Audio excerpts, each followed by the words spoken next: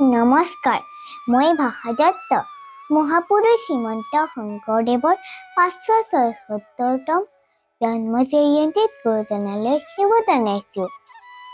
মই গুৰুজনাৰ কীৰ্তন ঘোষাৰ পৰা সংগ্ৰহ কৰা ব্ৰজেন্দ্ৰ উপাখ্যানৰ বিষয়ে কম। এই কাহিনীভাগ ভাগৱতৰ ৮ম স্কন্ধৰ পৰা লোৱা হৈছে। ক্ষীৰ সাগৰৰ মাজত ক্ৰেকট নামেৰে এটা পৰ্বত আছিল। পৰ্বতটোত বিভিন্ন ধৰণৰ সোণ-ৰূপ আদি খনিজ সম্পদেৰে ভৰপূৰ আছিল।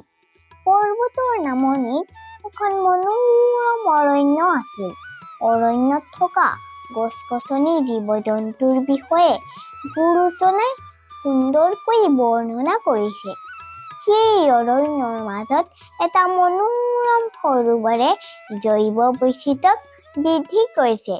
সেই অৰণ্যৰ মাজত এটা হাতী উঠত বিচৰণ কৰি ফুৰিছিল।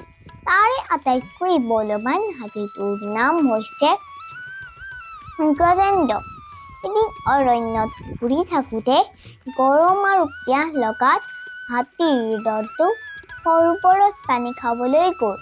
গজেন্দ্ৰৰ লগতে আন হাতীবোৰেও সৰোবৰৰ শীতল পানীত জলকেলী কৰিব ধৰিলে।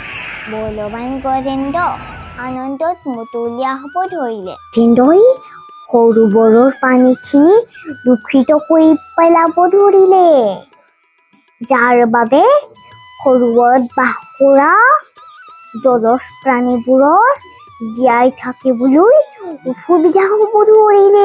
তেনেতে সৰোবৰত বাস কৰা ব্ৰাহ নামৰ এটা ঘৰিয়ালে গজেন্দ্ৰৰ ভৰিত কামুৰি ধৰিলে।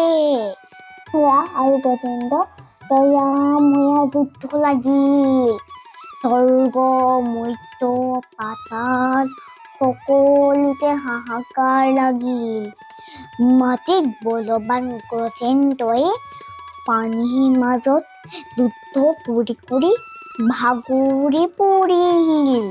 গজেন্দ্ৰই সহায়ৰ বাবে আন হাতীবোৰকো মাতিছিল যদিও কোনো নামি নাহিল।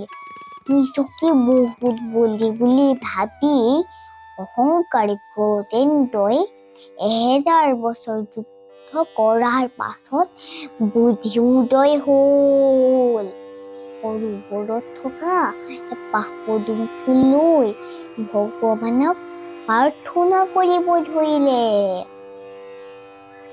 খুন দে মেৰা পদ্মভূত ওপৰ তুলি গজেন্দ্ৰে শৰণ লৈলা ৰহি হৰি বুলি। গজেন্দ্ৰৰ প্ৰাৰ্থনা শুনি শ্ৰীহৰি সৰোবৰৰ কাষত উপস্থিত হ'লগৈ। গ্ৰাহ আৰু গজেন্দ্ৰ দুয়োকে পাৰলৈ তুলি আনিলে। গ্ৰাহৰ মুখখন চকুৰৰ কাটি গজেন্দ্ৰক উদ্ধাৰ কৰিলে। হাতীৰ এৰি গজেন্দ্ৰ বৈকুণ্ঠলৈ গ'ল।